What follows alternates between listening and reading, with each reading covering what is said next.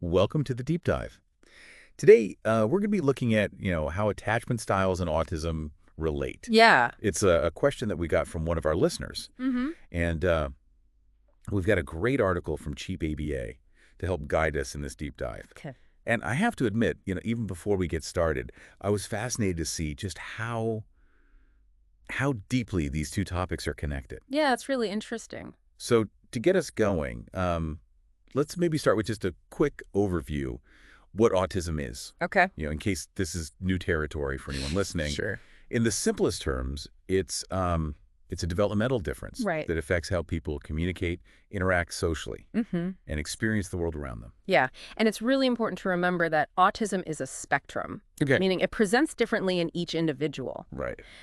So some people might need significant support in daily life, Yeah. while others may live relatively independently. That's a really important point for context. Yeah. Now, switching gears to attachment styles for a moment. Okay.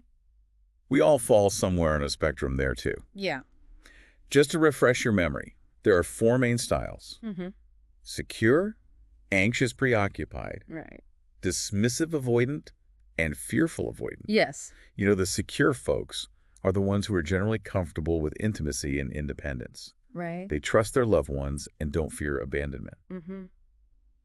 On the other hand, someone with an anxious preoccupied attachment style might crave constant closeness and reassurance, Yes. often stemming from a deep fear of rejection. Yeah. Their actions might seem clingy at times, Yeah. but it's important to remember that this behavior is rooted in a deep longing for security. Absolutely. It's about understanding the why behind the behavior. Mm-hmm. Then we have the dismissive avoidant folks who value independence Yeah.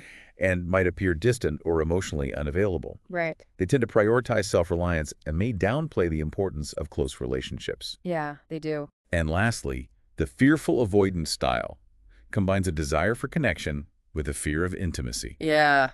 That one's tough. It's a bit of a push and pull dynamic. It is. They want closeness, Yeah. but fear getting hurt, so they might swing between seeking connection and pushing people away. Yeah. So we have this range of attachment styles, which we develop early in life, Right. and we also have this spectrum of autism, which is about neurological differences. Yeah. What the article really brings to light is how these two seemingly separate things can actually intersect in powerful ways.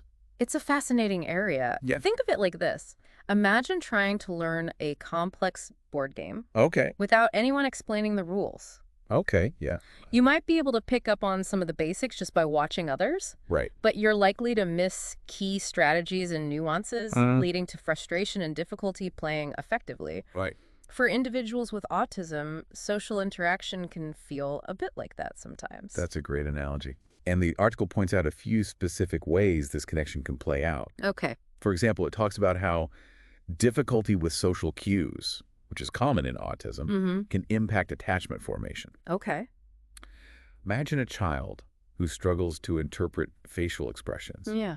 A parent's loving smile might not be registered as intended, Mm-hmm. leading to a missed opportunity for connection. Exactly. Yeah. And let's not forget sensory sensitivities. Right. A child with autism who's hypersensitive to touch might find a hug overwhelming Mm-hmm. or even painful, Yes. leading them to pull away, Right. even if it's meant to be a loving gesture. Exactly. So a parent might misinterpret that as rejection Yeah. when it's actually about a completely different way of experiencing the world. Right.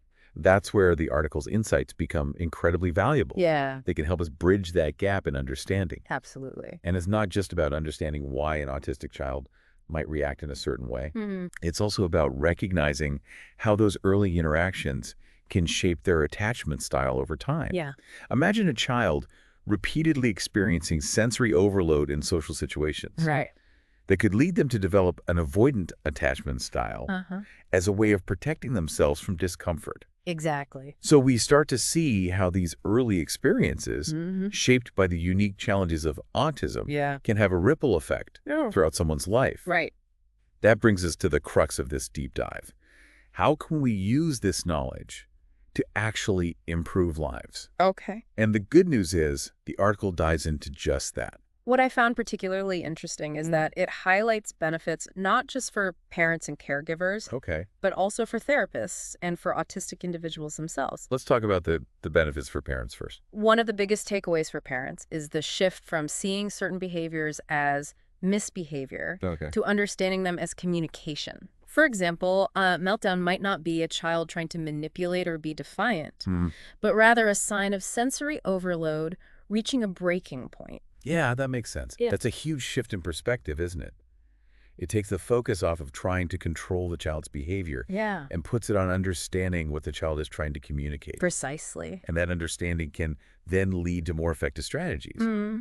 For instance, if a parent recognizes that their child's meltdowns are often triggered by Right. specific sensory stimuli like loud noises or crowded spaces, Mhm.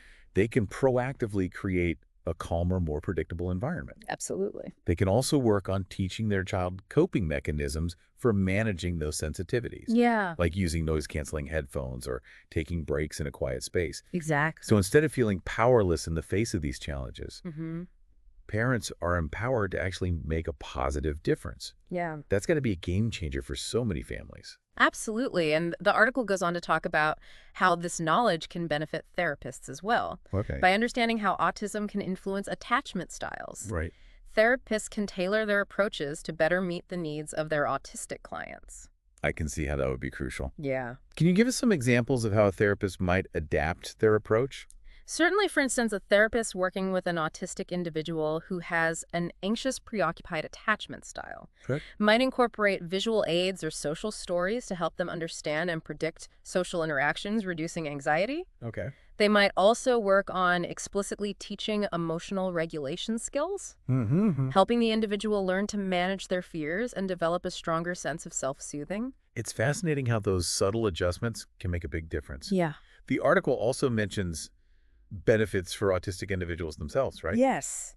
One of the most powerful outcomes of understanding these connections is increased self-awareness. It's like having another piece of the puzzle to understand your own experiences and how you connect with others. Right. For example, an autistic individual who recognizes that they tend to withdraw from social situations due to sensory overload Mm-hmm. can start to identify their triggers and develop strategies to manage them, Okay. allowing for more positive social experiences. So it's about giving people the tools to understand and advocate for their own needs, Yeah. which can lead to more fulfilling relationships. Exactly. And let's not forget the power of self-compassion. Right. Understanding that some of the challenges they face in relationships might be rooted in their neurodevelopmental differences Mm-hmm. can help autistic individuals let go of self-blame and embrace a more compassionate view of themselves. That's such an important point. Yeah. Moving away from shame and Huh. towards self-acceptance. Right.